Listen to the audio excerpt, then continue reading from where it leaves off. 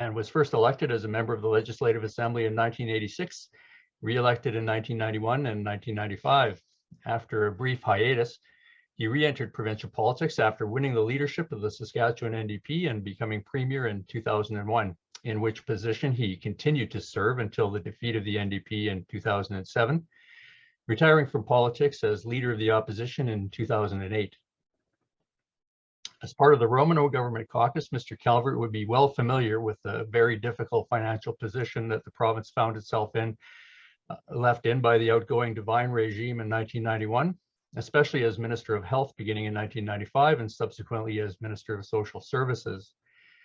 We've invited him today to recall some of those challenges and how some of the measures that the NDP government of the day was forced to take are being used, and I would say unfairly used, to portray the party negatively as the party of austerity right to the present day, such as the constant mantra from the Sask party regarding the closure of rural hospitals and schools, despite having left a balanced budget and a $1.8 billion contingency fund to the incoming Saskatchewan party government in 2007.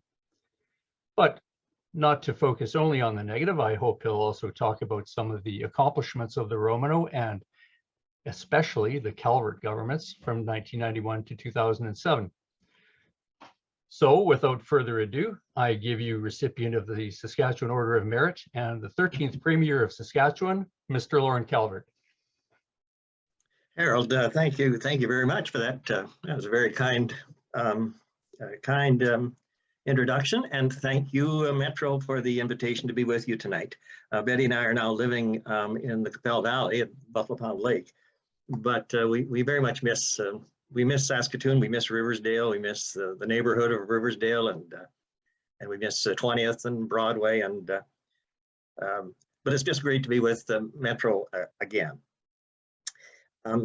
As Harold has suggested, when we first were contemplating this evening, he and I think others thought it would be useful if I spent a little time recalling the very desperate financial circumstances that met our party and met our government when we were returned to government in 1991, when Roy was the leader and became our premier. And then maybe to spend a little time on some of the work we were able to do in government, both during the Romano years and during those 7 years I served as leader and premier. Now, if I think it's important to note that if a week in politics is a long time, and it is, just think about this. It's now 31 years since we last defeated the Conservatives and Roy became our premier. It's now 21 years since I was elected leader of the party and became premier, and it's now 14 years that the Sask party has been in government. That's 2 generations. And so I think it is useful that once in a while we take a little time just to reflect and reminisce a bit about the years we were in government, and particularly to think about what New Democrats can accomplish when we are government. So I hope tonight I can do some of those things and have enough time. I hope we have for some questions and discussion. So looking back to 1991, the Conservatives under Grant Devine had governed for almost a decade. That 91 election was called one day after the legal limit of 5 years. Had it not been called, the lieutenant governor would have had to call that election. And in that decade, the Devine Conservatives had simply bankrupted the province through mismanagement, through sweetheart deals on mega projects, through excess and corruption that landed a bunch of them in the courts and some of them in jail. They left our province on the very teetering, on the very verge of bankruptcy. I so well remember a cabinet meeting that was in the boardroom of the Crown Investments Corporation on Victoria Street, and Regina Roy was in the chair. We were briefed of the possibility that we might not be able to make payroll for the public service. We were being denied access to any further borrowing, any further credit. Our credit rating had fallen so low, so desperate was the financial situation. And we were briefed that night on precisely what would happen if the province fell into bankruptcy. I don't know if any other cabinet in the history of the province has had that kind of briefing. And friends, I can tell you it took the skill of Roy Romano and our first Minister of Finance, Ed Cherzowski, to negotiate with the bankers and the bond dealers in New York City and Toronto and Montreal, to negotiate with the Mulroney federal government to give us an extension on our credit, to give us sufficient time to start turning this mess around. And we made some draconian choices. We were forced to. We made cuts to the drug plan, the very drug plan that we had pioneered and built. It broke our hearts. It broke some of our hearts to be doing it. We had to hold the line on public sector contracts. We increased taxes. There was nothing that escaped our attention. I mean, for goodness sakes, we even took the free fishing license from seniors. And of course, we had to hold the line on healthcare being the largest single expenditure of government then and now. We simply had to hold the line on expenditures in health. And our challenge was to do that, to hold the line on healthcare expenditures, but at the same time, improve health services in the province. That was our challenge. Now, as Harold has pointed out, the SP continue to talk about the conversion of the 52 rural hospitals. Well, friends, know this. Of the 52 affected acute care facilities, of the 52, I think only 2, perhaps 3, but I think only 2 actually closed. That was Smeaton and Milton. The others, the 49 or 50, were all converted from acute care to health centers in the community, offering a broader range of services than the acute care services, which were no longer sustainable. Let me tell you a little story. This happened before the conversions. As the Associate Minister of Health in those days, I went to tour the new integrated facility at Imperial, the Long Lake integrated facility. That facility was under construction when we became government. And so in fact, it was Louise Simard, our first Minister of Health, who went and actually cut the ribbon on the Imperial integrated facility. It's a beautiful facility. And it was built as an integrated facility with the acute care wing on the one side and the long-term care wing on the other side. When I went into the facility, I could see into the long-term care wing. I could see it was fully occupied with residents. There was lots of activity, lots of staff. And then with the woman I was being toured by, we traveled towards the other side, and the lights weren't on.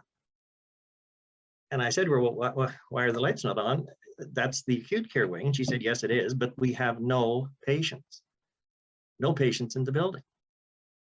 A brand new facility, a first-class facility, not being utilized, no patients, the lights are turned off.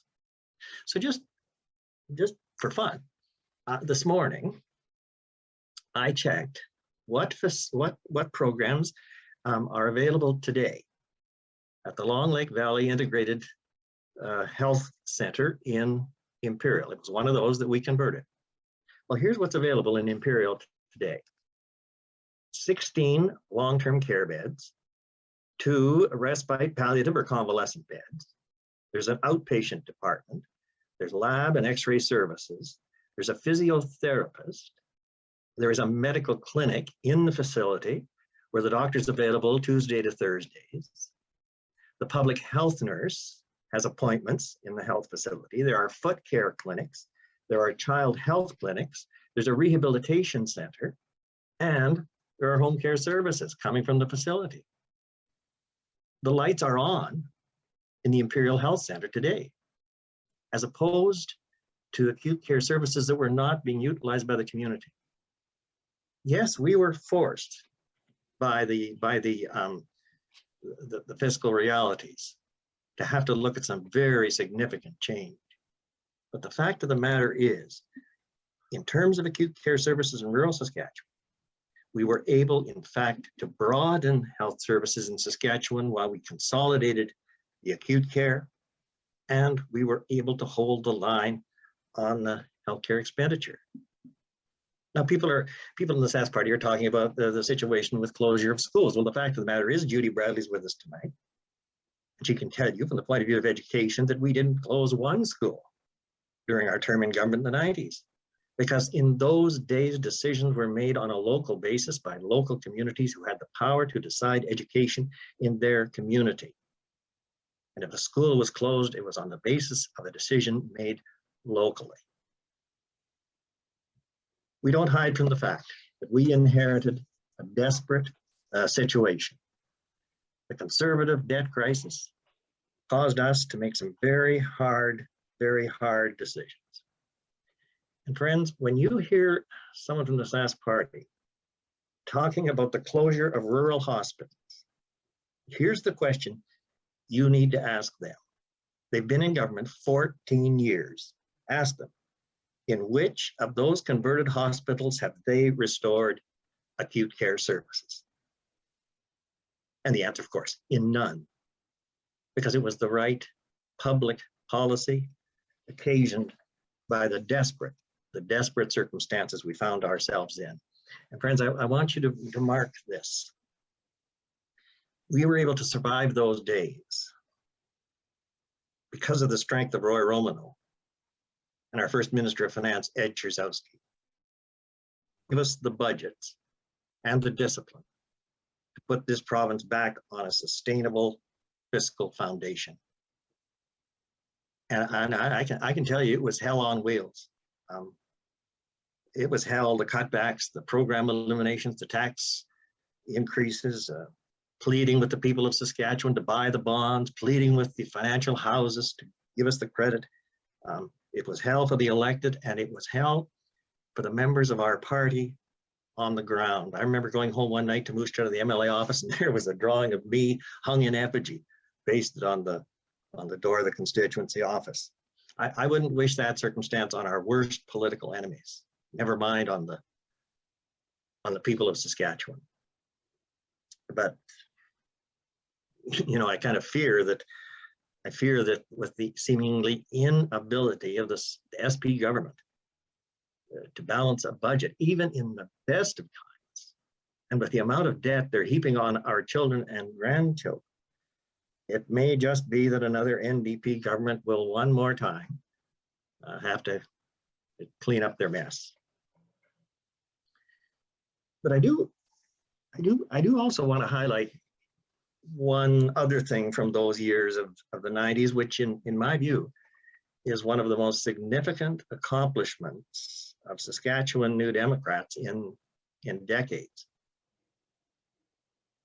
So to better utilize our scarce resources in those days, achieve better outcomes for Saskatchewan families and Saskatchewan children, we created what we called the Child Action Plan, drawing the resources and programs of government and departments into working together for better outcomes for our families and our children. And a component of the Saskatchewan Child Action Plan was what we called the child benefit, Saskatchewan Child Benefit.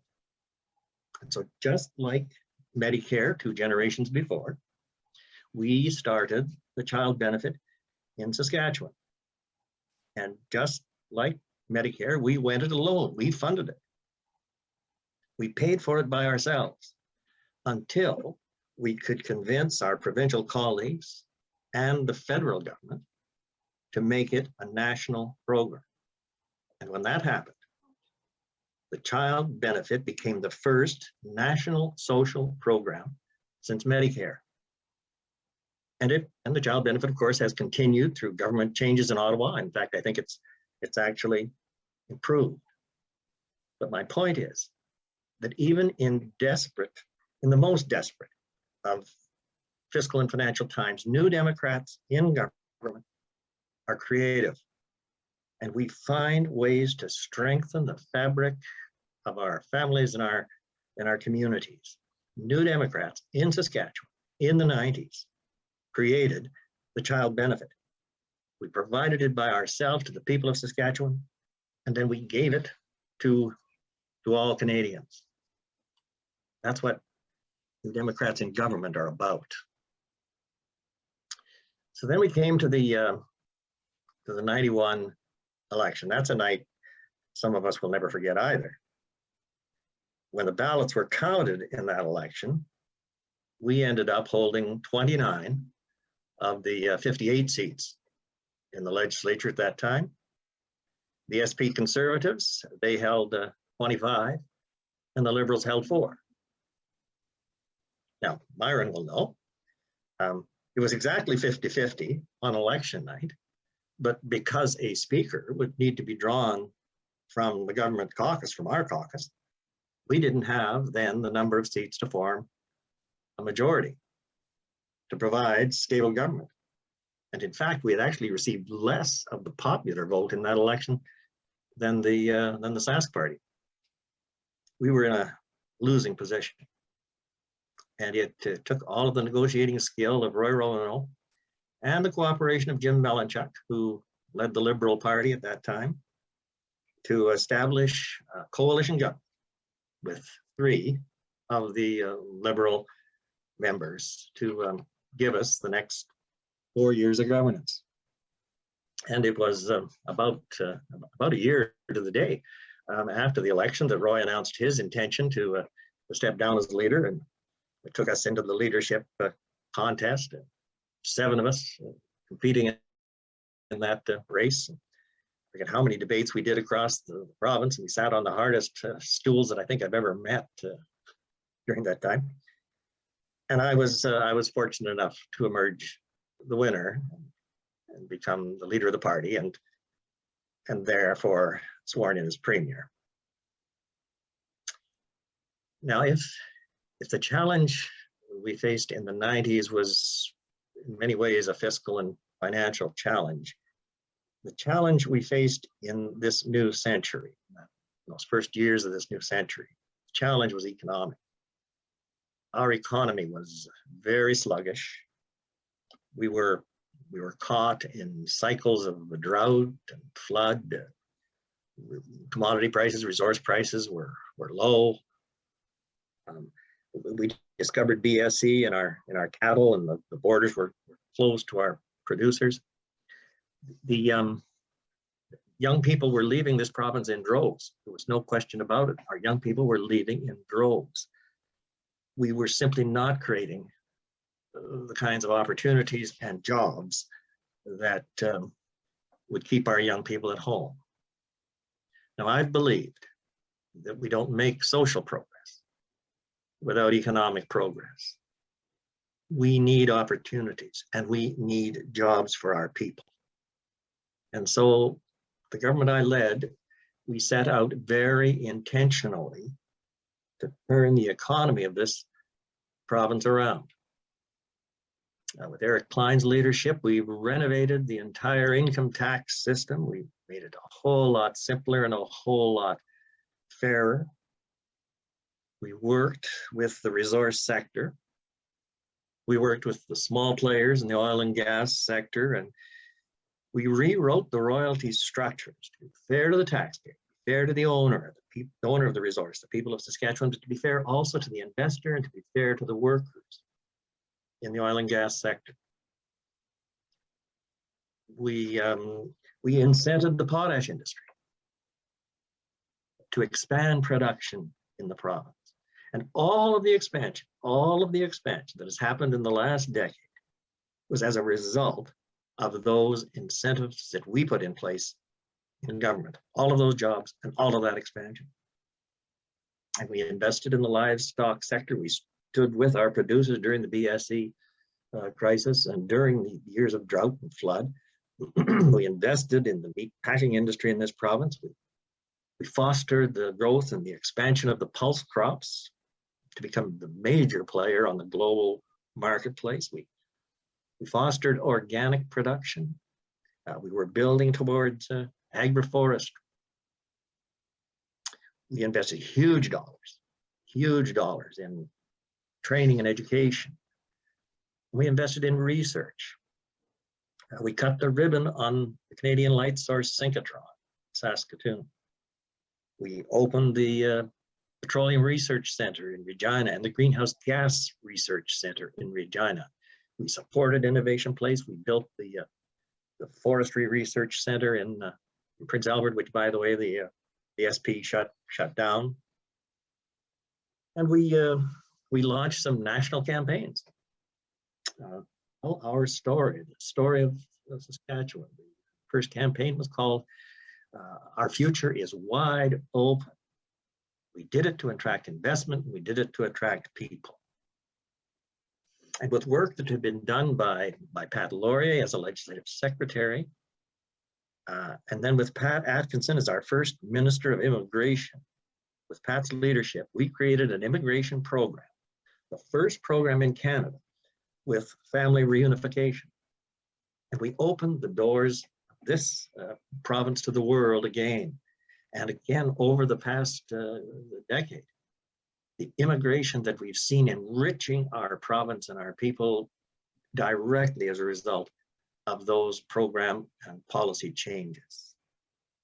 And you know, it wasn't just in the traditional economic development that we were at work. We established an entirely new biofuels industry in this province, including the Husky Oil facility in Lloydminster. And after building the soundstage in Regina in the 90s, we created a thriving film and video industry in this province.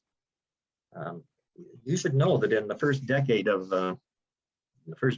this century, the two most popular television programs in Canada were Little Mosque on the Prairie and Corner Gas, both of them coming out of Saskatchewan. You know, I did a cameo on Corner Gas.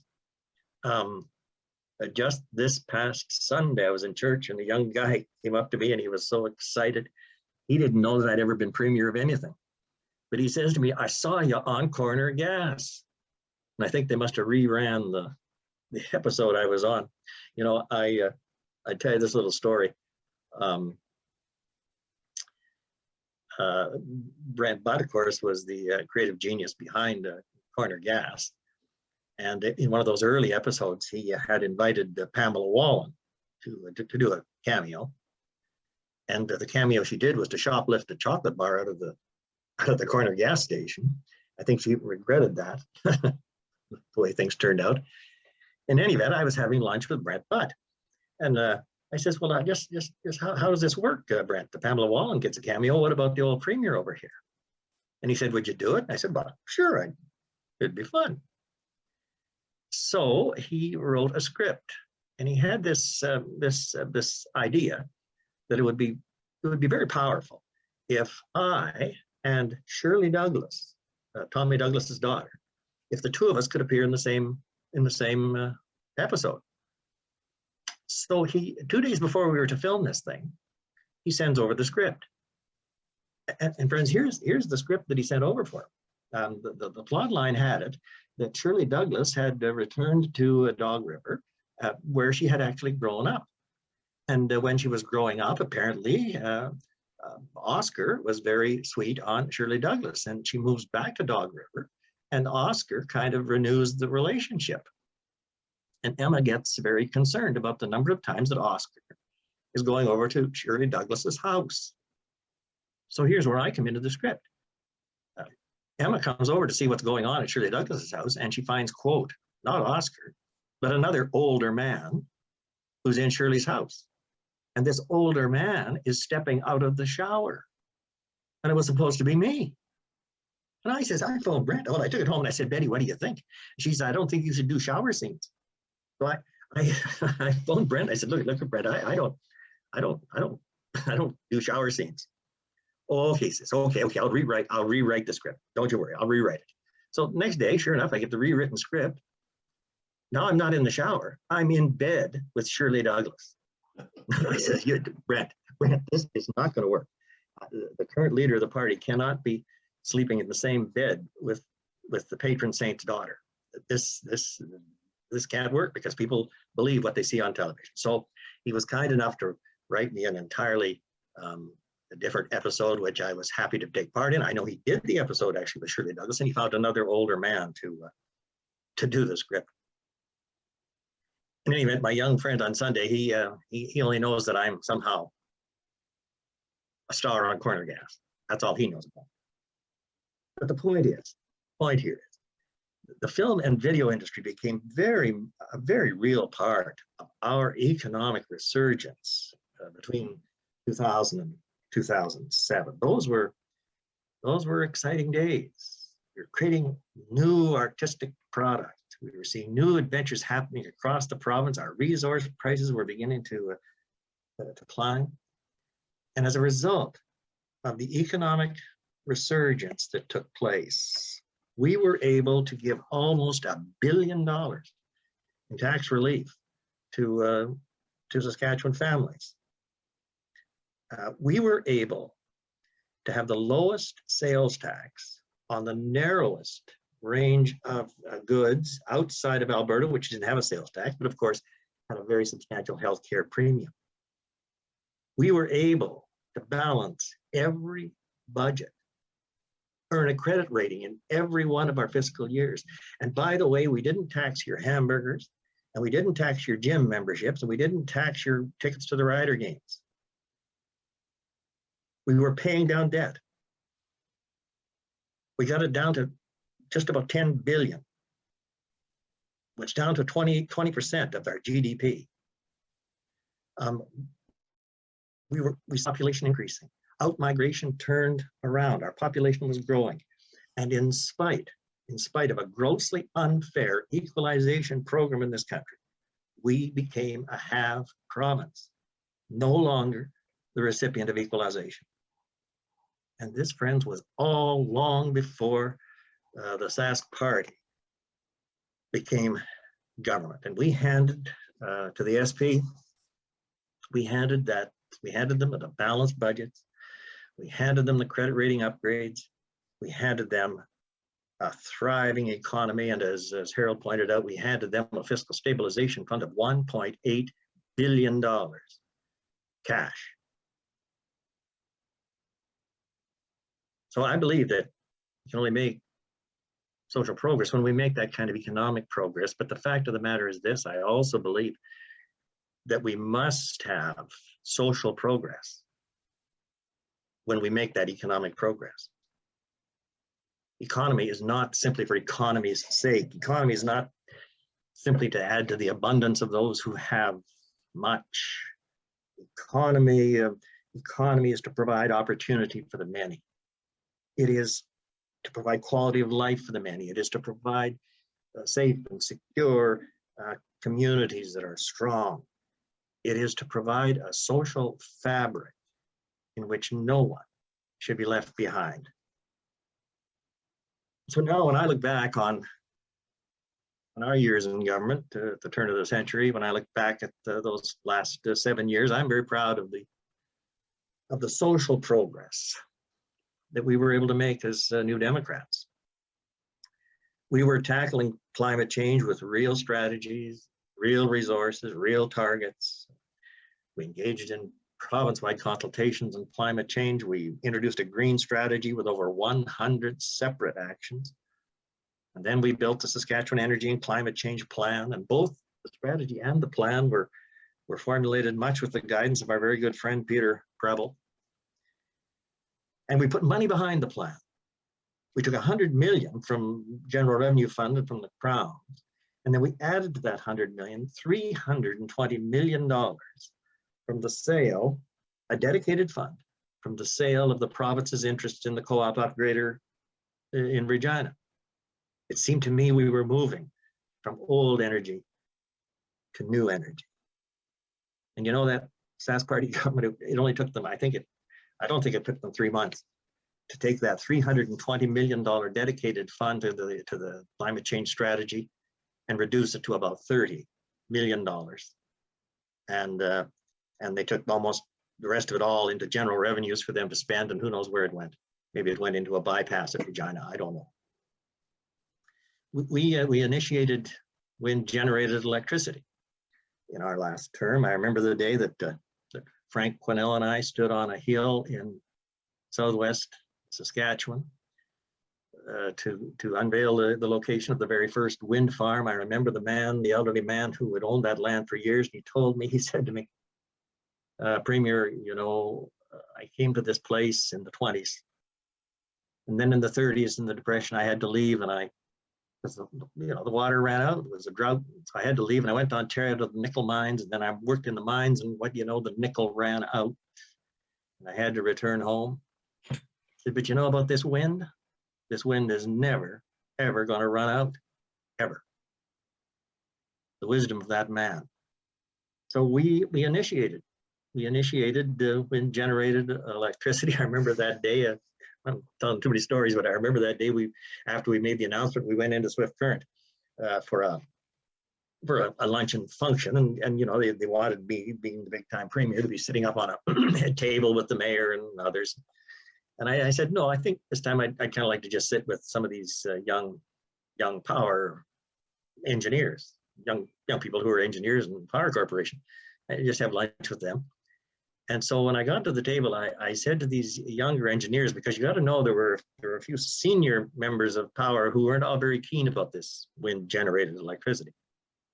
Anyway, I said to these young people at the table, now look, I've got a question, and there's no career limiting answers here. Say what you believe. And I just said, what does it take for us to get more of this wind-generated electricity in the province?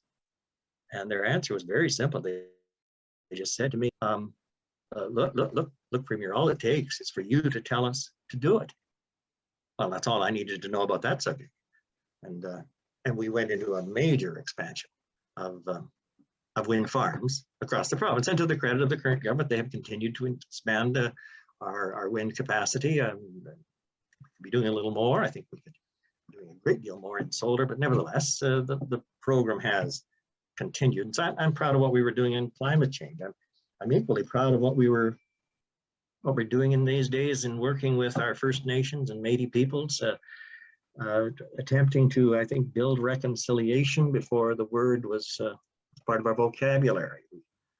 We did major work on treaty land entitlements, major work in education with First Nations University and Gabriel Dumont and SIIT.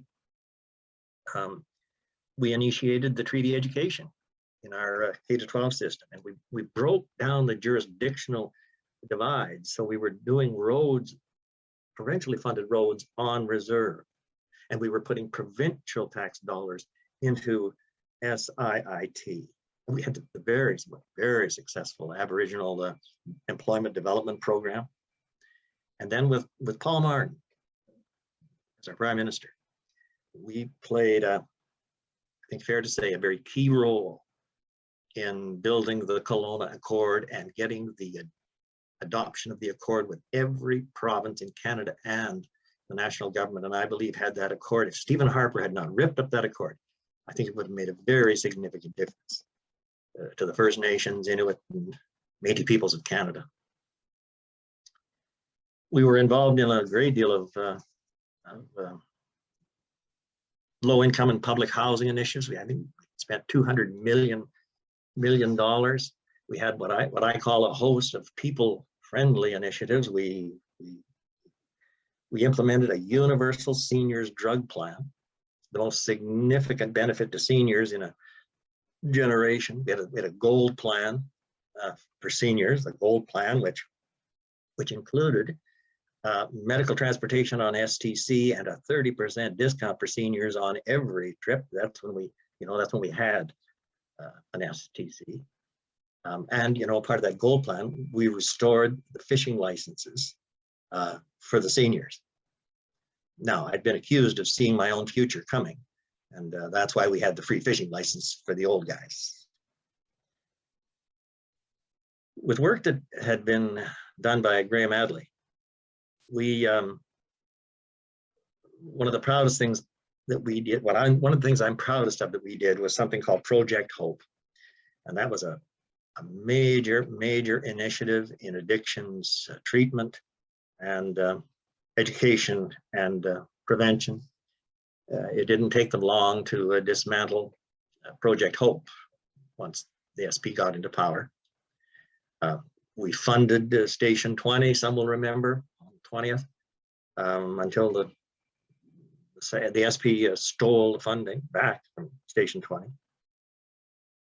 When David Forbes was our Minister of Labor, we had a minimum wage plan that would have had the minimum wage reaching the low income cutoff by 2010 and thereafter indexed to inflation. And I can just tell you this: if we'd have been government over these last number of years, I'll tell you, we wouldn't have the disgrace of the lowest minimum wage in Canada. It wouldn't be so. When we were government and the auto fund had an excess, we initiated SGI rebates, but here's the difference. We also went out and lowered the rates. We put in place a mechanism to guarantee to the people of Saskatchewan they would have the lowest bundle of utility costs anywhere in Canada, in all of Canada, because we had the privilege and the tool of our publicly owned crown corporations. When David was Minister of Labor, we introduced a family day holiday, giving Saskatchewan workers and Saskatchewan families the greatest number of statutory holidays anywhere in Canada at that time. But when I'm asked, and sometimes I'm asked still, what I would say I take the most pride in the 7 years that I was Premier and we were in government, my answer is always this: I am proud of what we were able to do for the kids, for our children. In the last 4 years of our government, we were able to increase the child care spaces in Saskatchewan by 36% in the last 4 years.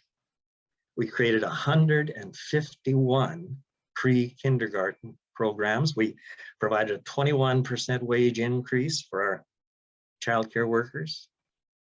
We instituted the Literacy Commission, the first of its kind in Canada. We built community-based literacy programs right across the province. We offered summer employment programs for our young people. We froze tuition at our universities. We increased funding to our universities by 33% in those years, 33% increase to SciAst or Polytechnic, and a 50% increase to our regional colleges. But the one single thing that I believe will have the longest lasting impact on our province and our people is the development of the community school network. The first community schools were established by the Blakeney government way back in the 70s. There were 11 of them. We engaged in a major expansion of the community-based schools. And so today in Saskatchewan, there are 130.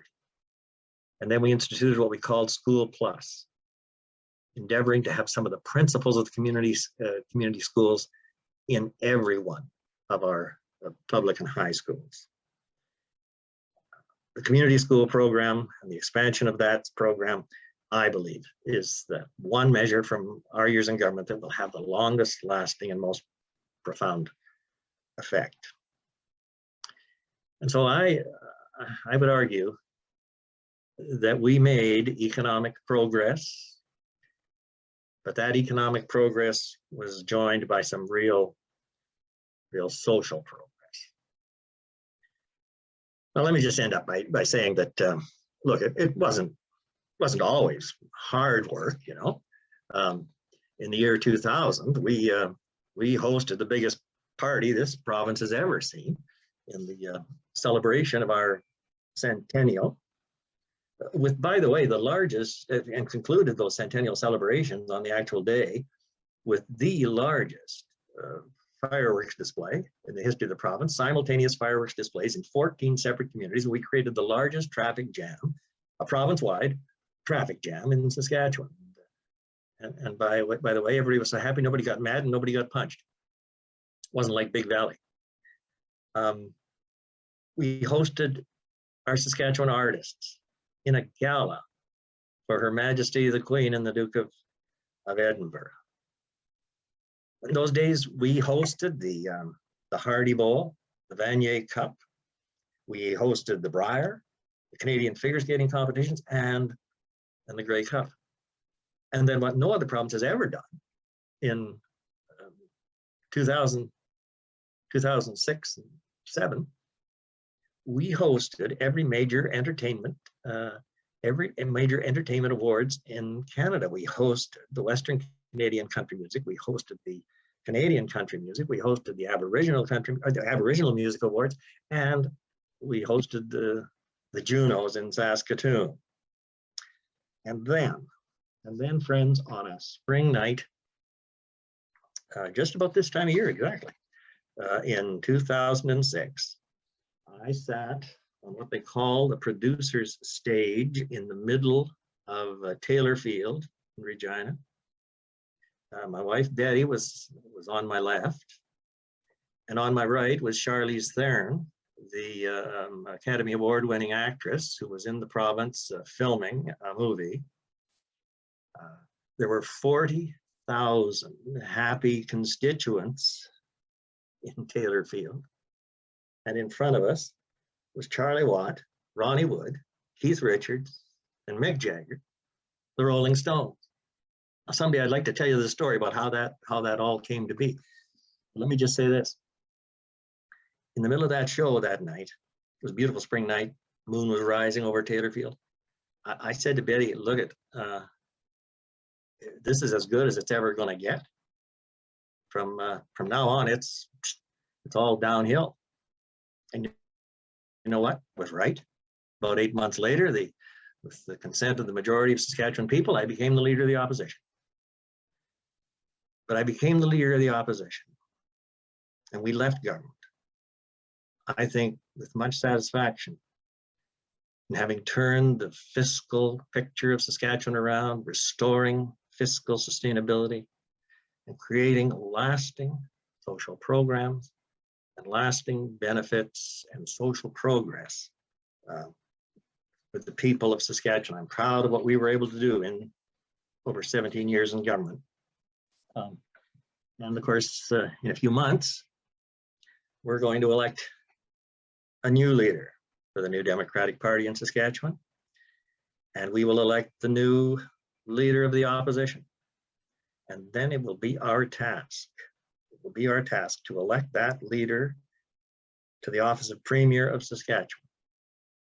So again, economic progress can result in social progress for the people of our province. So for any of you who are still awake, thank you very much for the opportunity to be with you tonight. And I think Harold will guide us into maybe a Q&A or a comment time. Yeah, I'd like to do that. Well, thank you very much, Lorne, for that review and analysis of what was certainly a very interesting period in Saskatchewan's history. And I have to despair a little bit when I think of what we've regressed to at the present time since then. And you know, building on the financial turnaround that the Romano government accomplished, your government certainly achieved a lot of things, and a lot of those, you know, I mean, it's a very lengthy list, and there are things in there that I lost track of over the years. And so I appreciate that review, because your government really achieved a lot when it was in office in those 6 years. So thanks for that as well. So I'd like to open the floor to questions, and I'll try and spot people. Oh, I see that Tajinder has a question. I'll take Tajinder first. Thank you very much, Mr. Calvert. It's very great presentation, very great talk. I have two questions. The first one is that NDP did so well for the people.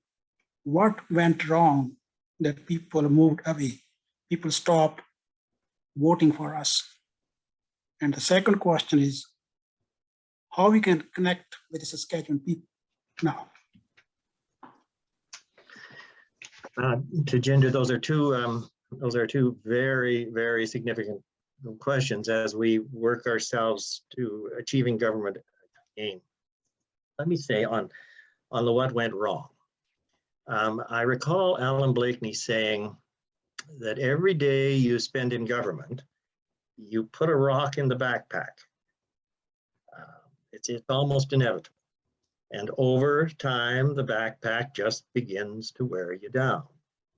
We were in government for 17 years, so we put lots of rocks in our backpack.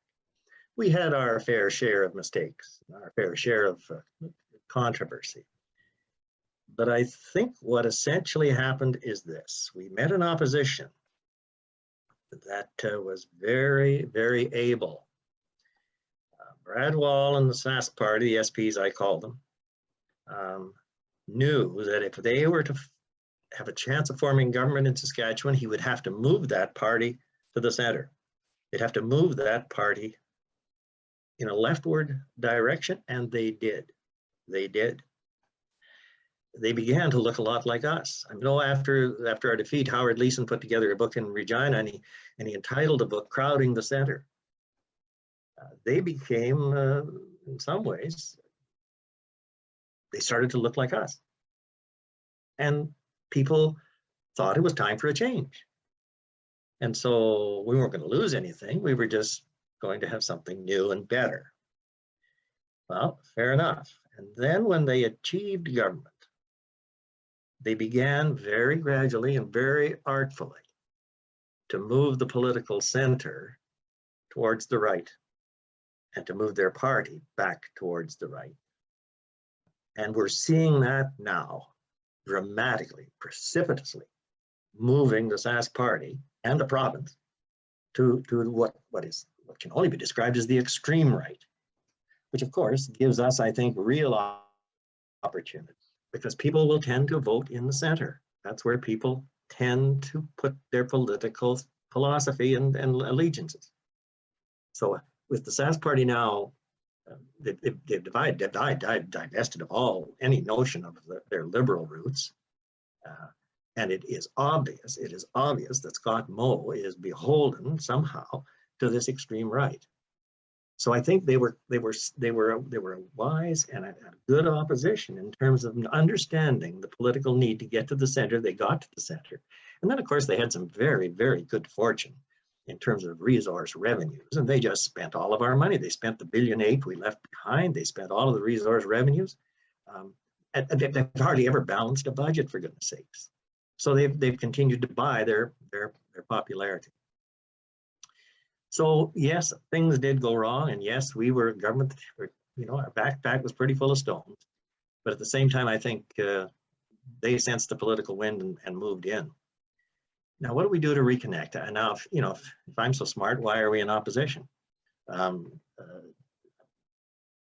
It is in many ways a new world. It's a new political world for my generation. I still maintain that the best politic is still local. The best politic is still personal. And if the tools of social media enable some of that personal contact, the better. I think we need to have our candidates in the field as soon as we can, have people interacting with people. We need to be listening with sharp hearing to the voice of Saskatchewan people. We need to understand what people are feeling in their homes and in their communities. remember Father Bob Ogle? He used to say there are 3 ways to win an election. You knock on doors, and you knock on doors, and you knock on doors. And I think there's still much wisdom in what Father Bob used to say.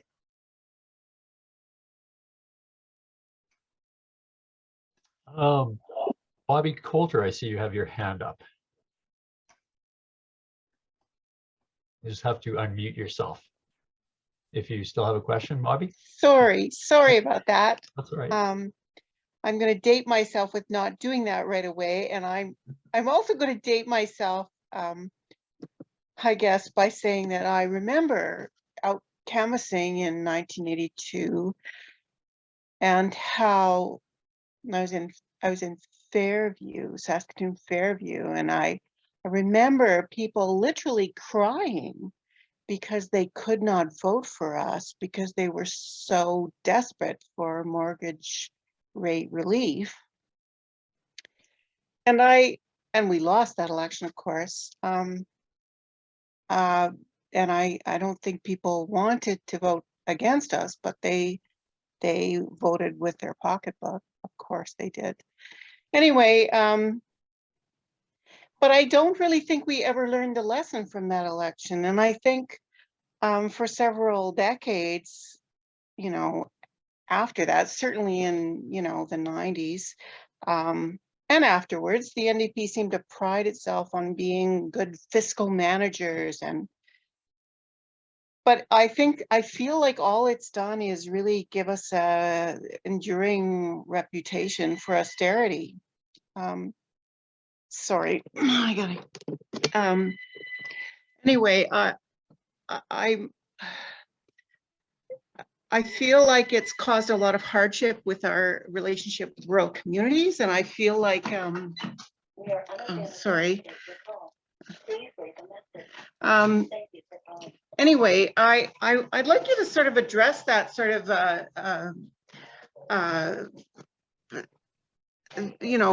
dichotomy, that difficulty, and talk about how it affected how you governed in the early 2000s, and how you sort of balance that.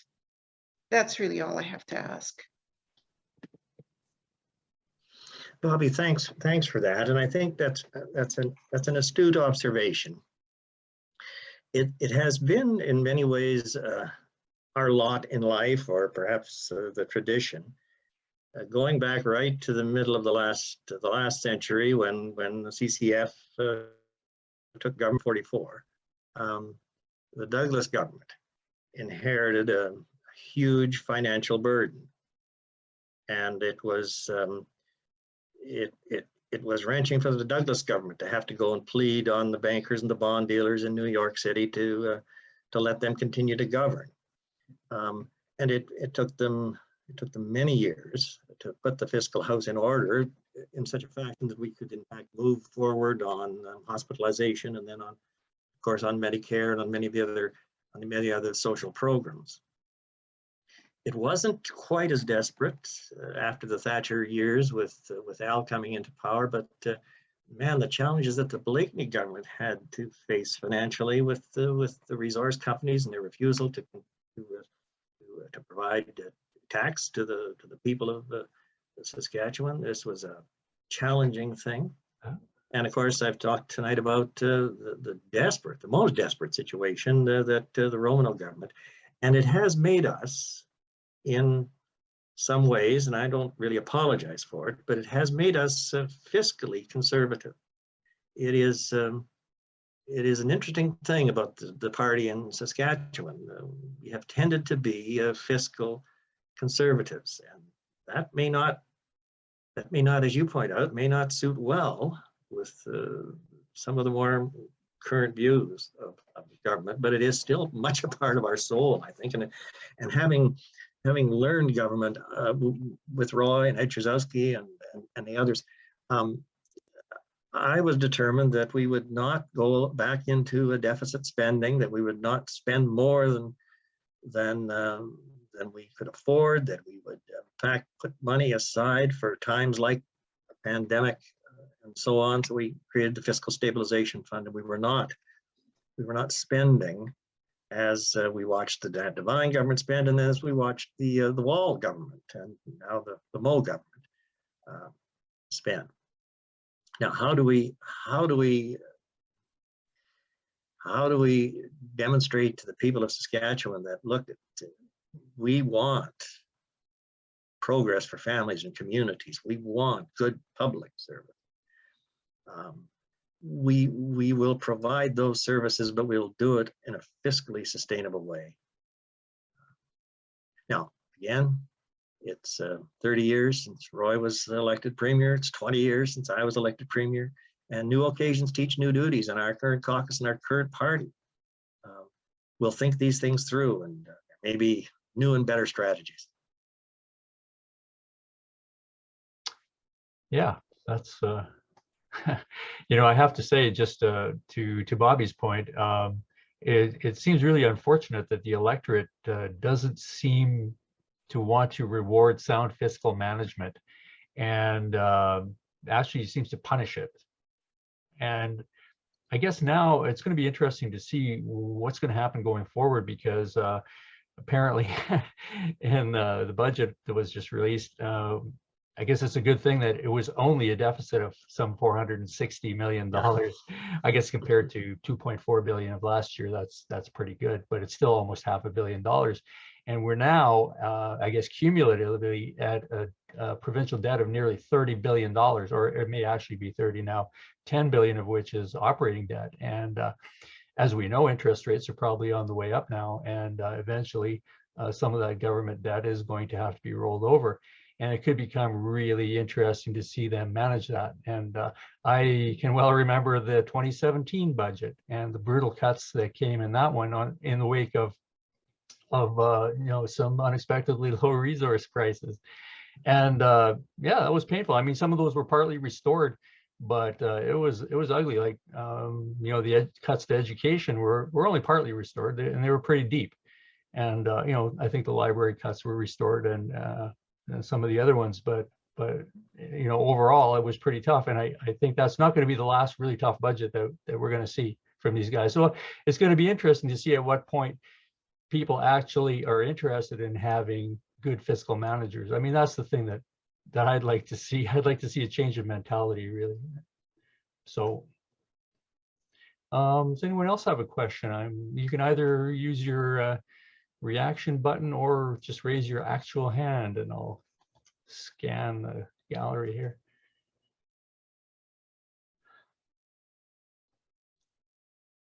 No one else have any questions? Leonard has his hand up. Oh, Leonard. Yeah, Leonard, please go ahead. Just unmute yourself.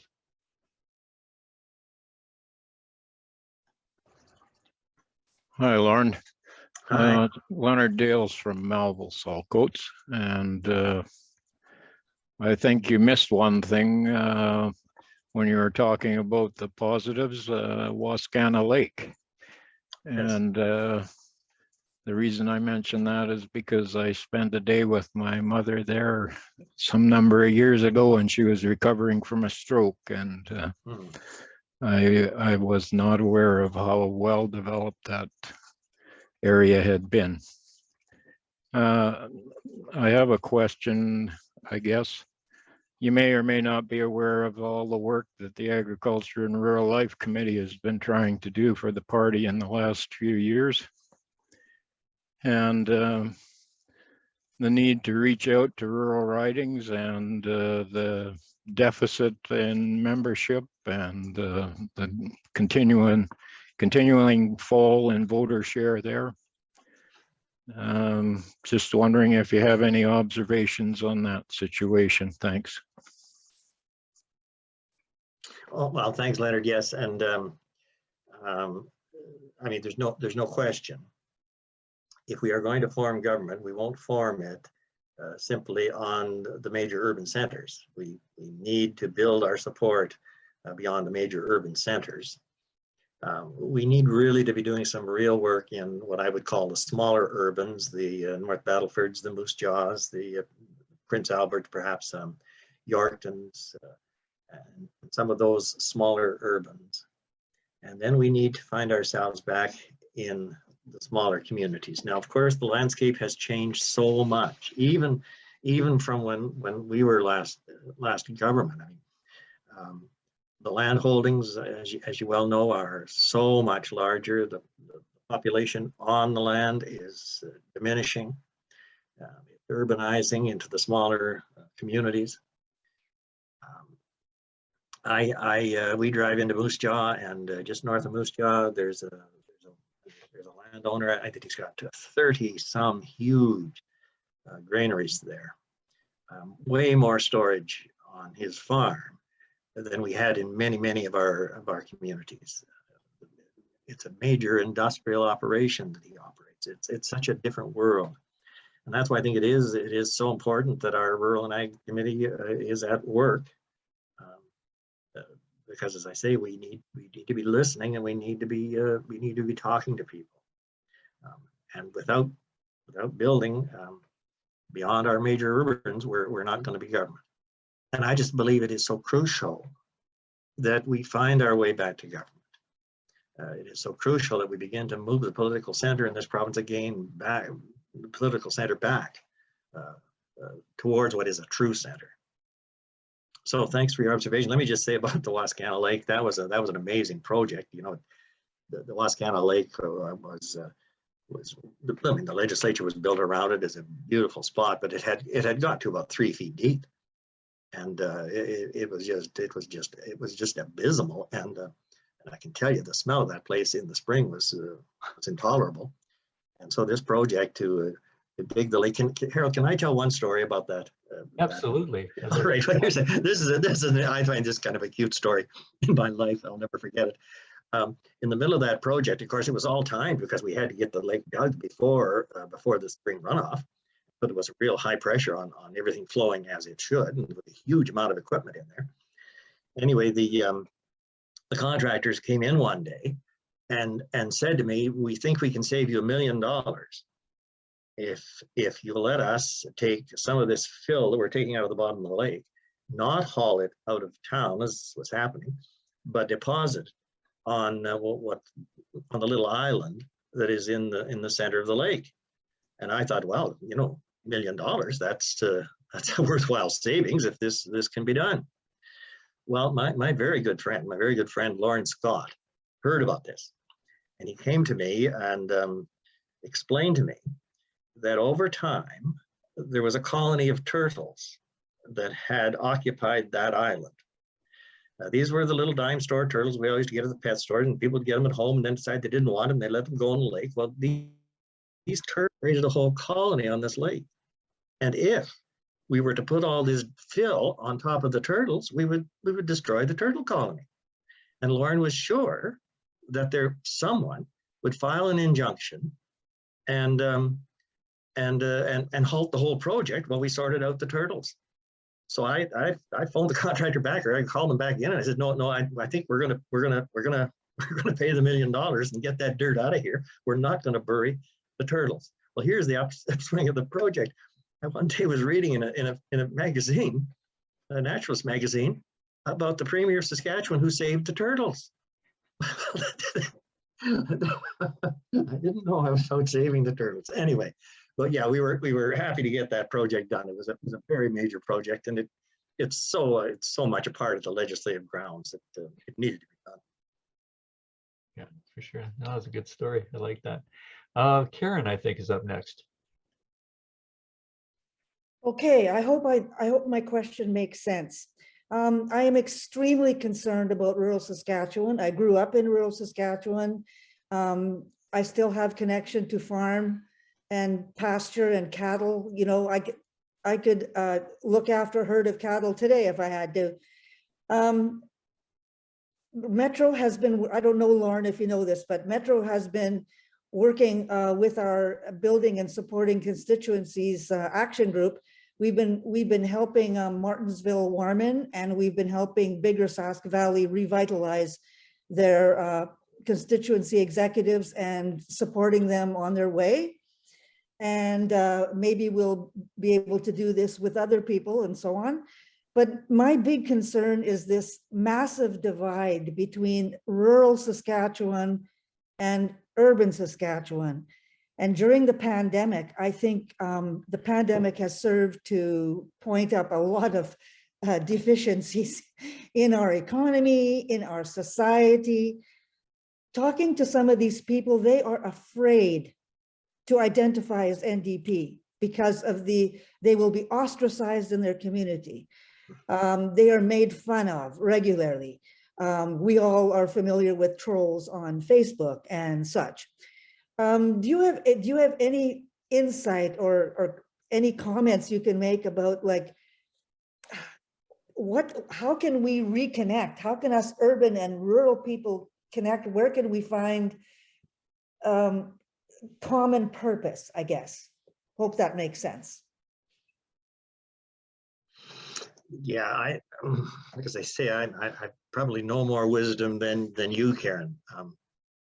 I really do appreciate the need for us to be supporting some of our rural constituencies. Just it can be so lonely there.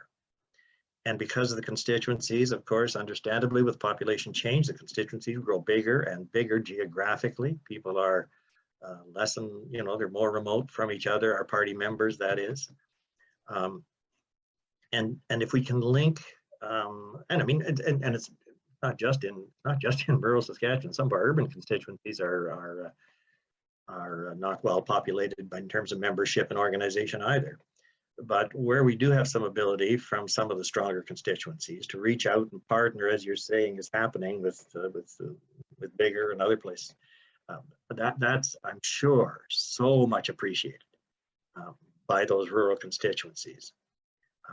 It's that person-to-person contact and person-to-person support. It's a vicious cycle in some ways. We don't have the resources as a party because we don't have the memberships, and when we don't have the resources and the staff, it's harder and harder to organize. But I really sense there's a turning. There's a turning happening. Scott Moe is no Brad Wall. His disastrous handling of the pandemic surely has left an impression on many, many people. Healthcare workers across this province are not supporting this government. Educators across this province are not supporting this government. We have allies there, the allies that we might not have had even 4 and 5 years ago. I sense a turning. I happen to be just chatting with the CEO of our party, and he tells me for the first time, long time, we are seeing new memberships coming into the party that are not related to a nomination. People deciding they need to get involved, they need to be active. So I'm concerned as you're concerned. I am not despairing. I think there is a turn. When I think of Rachel Notley, Robert was saying that she's going to be speaking to the SNDW. When I think of what Rachel Notley was able to accomplish in Alberta, not in my life did I think we would ever govern in Alberta. And here we are again on the verge of governing in Alberta. I'm not despairing. I know we have work, and I know we need to reconnect with some of our rural communities. It's not going to be easy, but if we can do it with supporting those members who are out there, that's where it starts, that's for sure. Yeah, indeed, you have to remain hopeful, I think. Natasha, you've been waiting so patiently. Please go ahead. Thanks for taking my question, and thanks for the great presentation, Mr. Calvert. 2 questions or 2 points of thought that I'd like to get some feedback on. One, again, is following on how do we get the vote in rural. I'm not overly versed in politics, and I really struck me when you were speaking about the economic responsibility that the NDP had to take. I was aware of the divine deficits and but not to what level it was. And I find it interesting that generally NDPs get painted as the spenders, not the responsible ones. And I wonder, one, what can we do to re-message that we believe in fiscal responsibility? I love how you worded it, that it's not for the sake of making the richer rich, but be responsible so then we can then spend responsibly. And I think we need to do a stronger way on messaging that. Secondly, I'm wondering, do we need to look at rebranding? Would that get us back into the rural vote? Interested in thoughts on that.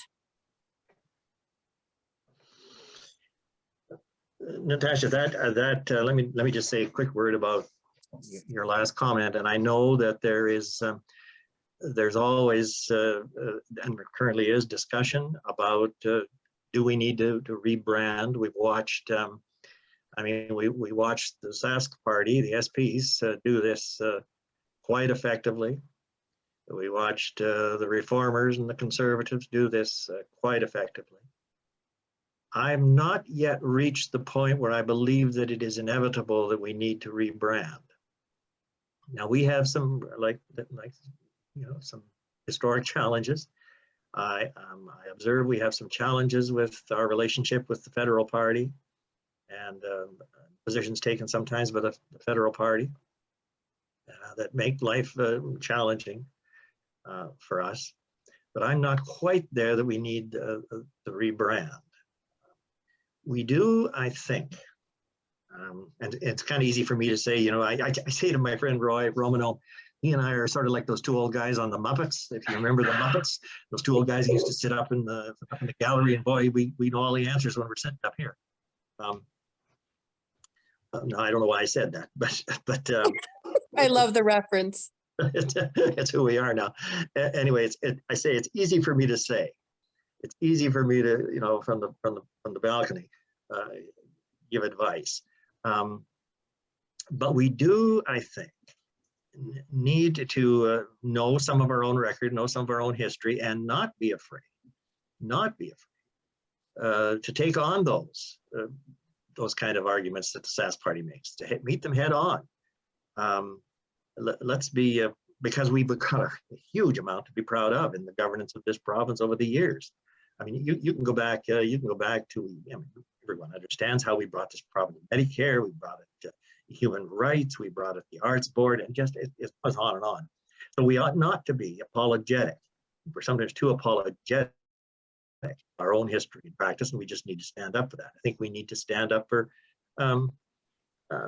fiscal sustainability. That's it's inevitable. When we were in government, when we came to government in '91, the third largest expenditure of government at that time, after health and education, was interest on the public debt. And I haven't checked what it is now, but I'll tell you, it's robbing from the people of Saskatchewan their tax dollars into the bankers and the bond dealers in New York and Central Canada, resources that we could be using to benefit the quality of life here. So I think there's strong argument for fiscal responsibility, and and as we can, and I know again we have challenges with the party and the money and so on, but as we can, we need to communicate with ourselves. We need to do more of this kind of, I hope, more of this kind of conversation, and strengthen ourselves steel ourselves for the battles. Thank you. Judy Bradley, feel free to go ahead. Thank you for your presentation tonight.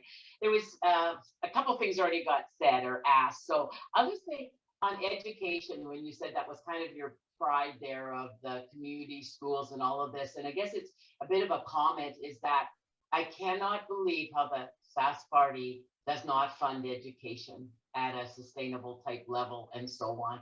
And it's, and the more private education and independent schools and some of those pieces are getting, 15 to 16% increase while public education isn't. And so we kind of start looking at it almost as we're getting into a two-tiered education system. I don't know if you have any comments on that, but the other piece was when you mentioned taxes, and I think again, how broad-based taxes and the increase in taxes and taking, and people don't seem to think that that's a big issue for them. And yet I had some people actually quite interestingly enough say, our income tax, we're not even paying enough, like they said, and yet these other types of taxes are going up and they're not equitable. And then a little bit of comment too about what you feel your government did even in the north, because I think there again, all the infrastructure and so on that we did in the north, there's not a lot of credit for that. And these guys haven't been following up with that. So I kind of covered 3 or 4 things there, but just like your comment on those things. Sure, Judy. I don't think anyone could argue that the quality of life in a community, the future of a community, the future of a society is based on education, on how we provide the tools and the opportunities for young people and adults and seniors to be involved in education. And there's no doubt about it. This government has simply has not kept pace with funding in education. Now, I think that means we ought to have a real strong allied group among educators in this province. I didn't, when I was trying to put these notes together, I was thinking, well, I crafted a little document after we left government to try and outline the activities that we were involved with in government. It's 35 pages long. So I didn't touch on much of the work that we were able to do with the Northerners in northern Saskatchewan, whether it was in terms of road work, moving natural gas into the north, the healthcare facilities. I recall visiting La Loche soon after I became the Associate Minister of Health, and in those days the hospital, so-called hospital, was 2 ATCO trailers that were joined together. And when I went into the facility, the nurses on staff were both carrying pails to catch water that was coming through the ceiling. And that was after I'd been to Imperial, where the acute care wing was empty. They had real acute care needs in La Loche, and so we were able to build a new facility in La Loche. We built a very creative new facility, healthcare and education facility in Île-à-Crosse. We had some very, very good and strong MLAs, and we've had very good and strong MLAs up until the most recent by-election coming from the north. And again, we concentrated on economic development, providing Northerners opportunities to work in the north. We concentrated on educational opportunities, the SUNTEP program in the north, and the nursing program in the north. I lobbied like crazy Ralph Klein until he got tired of me coming to build a road on the Alberta side to connect La Loche and that northwestern corner up into Fort McMurray. And it got to the stage where he phoned me once and he said, well, my highways minister won't do it. And I said, well, Ralph, I don't know how it works in Alberta, but over here in Saskatchewan, if I had a highways minister that flat refused, I'd get a new highways minister. This is not rocket science, Ralph. So he agreed. And we had a big press conference in Lloydminster, right out on the Alberta side, to announce the construction of the road to Fort McMurray. Then the Conservatives, I never quite understood it, but the Conservatives then dumped Ralph Klein and they got Eddie Stelmach, and Ed canceled the project. And then, as I say, I was with the majority of Saskatchewan consent of the majority, I became leader of the opposition. So that, and it just kind of made me smile when in the by-election there was Scott Moe up there talking about building a road to the border. Well, it's built to the border, Scott. It's the Alberta side that needs to be done.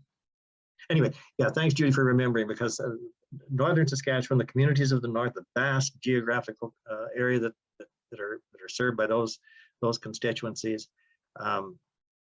there's lots of demand and lots of opportunity, and some of the happiest times I spent in government were visiting communities across the north. You'll remember, Judy, we did an entire bus tour one summer in the north, and it was just a great experience.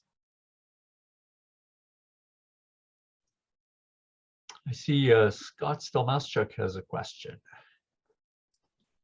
Yes, first, thank you very much for the comments tonight. It was very informative. Learned a few things even I didn't know, so thank you very much for that. My question is not really a simple one, but it's two parts.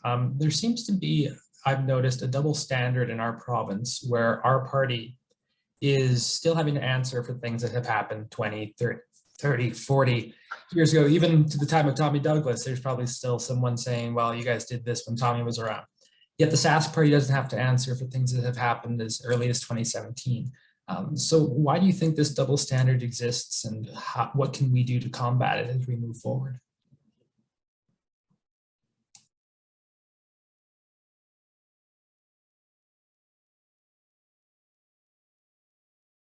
Oh, looks like you're muted there, Lorne. There's that got me on. Yeah. Yeah, I think you're right, Scott. I mean, we do suffer from this, what I call a very double standard. Now, part of the problem is we have not had the numbers elected in recent elections to give us a large caucus.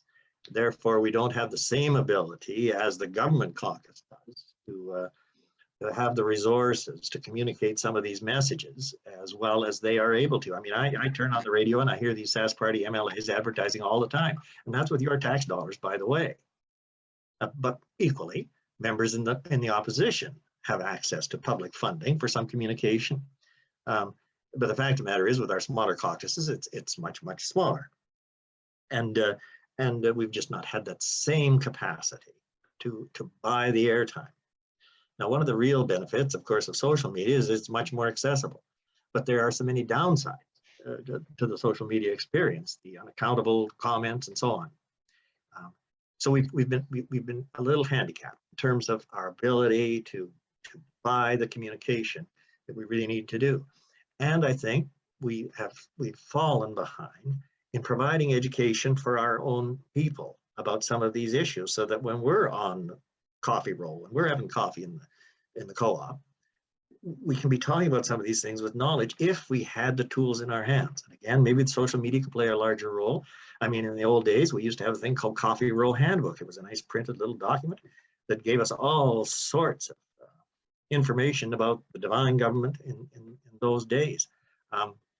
So we really need to equip ourselves to be voices of the party and critics of the current government, because goodness sakes, there's a great deal where this government has failed the people of Saskatchewan, and no more has this been true than in their handling of the pandemic. Yeah, I couldn't agree more. And I guess further to Scott's point, I've been amazed, when canvassing or even just talking to people, that very few people seem to be cognizant of the fact that the largest single tax increase in the history of Saskatchewan was brought in by the Sask Party government. And now with the last budget, it's been expanded further. Mm-hmm. And even with the expansion and raise to 6% that happened a few years ago, that virtually doubled the PST revenue. Yes.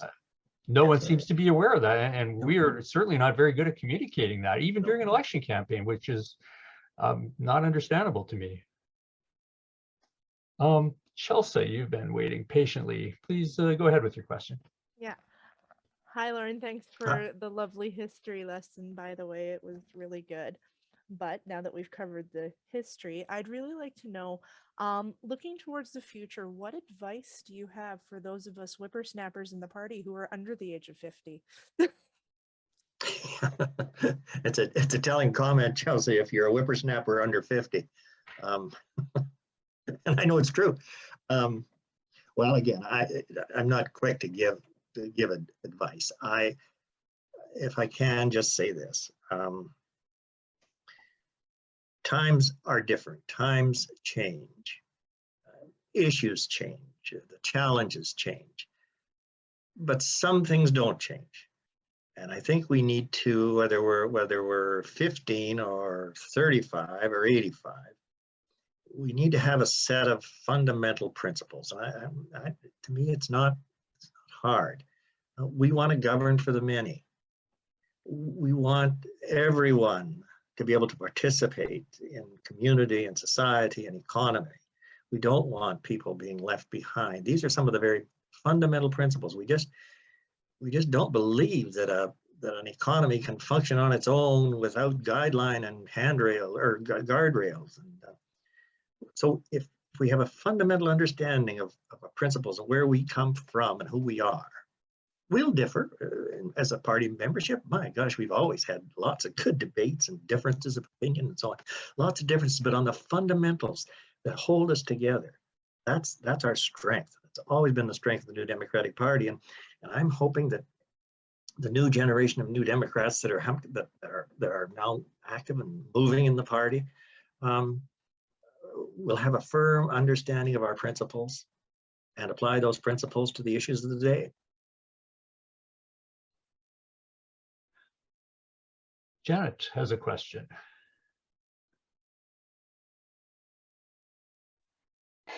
Hi, Lorne. Hi. Well, my thing is when I go there again, the door knocking, and I can relate the past to the door knockers of the 52 rural hospitals. Sometimes it gets really tiring hearing about 52 rural hospitals closed, and we know that that's not true. I liked your out where you said that integrated health facility. I'm going to use that on the doorstep for sure. So it's been great. There again, just it was a great history lesson, and it was great working with you. Friends, Jeanette, as many of you will know, works in our caucus office and has for some years, even when I was around. She's done great service to our caucus and great service to the party. And you'll see she knocks on doors. 3 ways to win an election: knock on doors, and knock on a few more doors. And we are going to take back Regina Wall Shakers. Good. Great, thanks for that question, Janet. Are there any more questions from the floor? Going once, going twice. Don't be shy now. This is your chance. Okay, seeing there are no more questions, I just want to say that I found this very interesting presentation, as I expected I would, and you know, I've found it over the last number of years very aggravating to have to listen to characterizations of the NDP, the tax and spend party, or the party of hardship and austerity. And so I appreciate this setting straight of the record, and I hope that this leaves some of us better armed to challenge some of the baseless nonsense that we hear from this current Sask party government, whether we're canvassing or just speaking to people, talking to our neighbors, whatever. So I really appreciate this, Lorne, and it was a really interesting review for us that lived through those times. And there was information in there that I have forgotten, and a really a good walk down memory lane, and I guess just really good to get this straight in our minds. Really, what did transpire in those times, and how did we wind up in the position that we're at today? And hopefully, you know, we can find our way out of this again. And hopefully the NDP can convince the electorate that they really are the better choice. And I hope that they come around. I don't know what it's going to take. Maybe some serious hardship. I hope not, to help people realize that sound fiscal management is valuable, and you know, declaring bankruptcy is really an option that you want to avoid at all costs. So thank you very much for this, Lorne, and and really hope that we can host you again someday. Well, thank you, Harold, and thanks everybody. Great, thanks a lot.